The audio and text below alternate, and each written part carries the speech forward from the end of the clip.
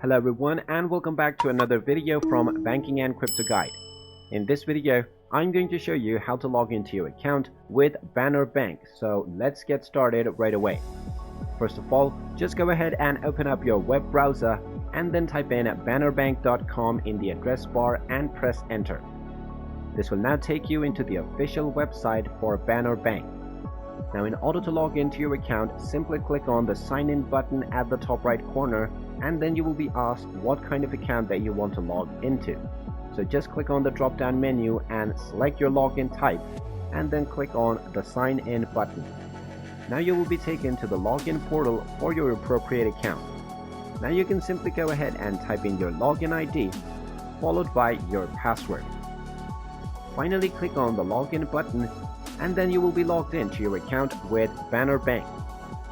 In case you forgot your password, just go ahead and click on Forgot Your Password underneath the login box, and then you will be able to reset your login credentials. And there you have it. That is how easy it is to log into your account with Banner Bank. If you find this video helpful, make sure you hit that like button and subscribe to our channel if you haven't done so already. Also ring that notification bell to never miss another update from us. Thank you for watching and I will see you again in the next video.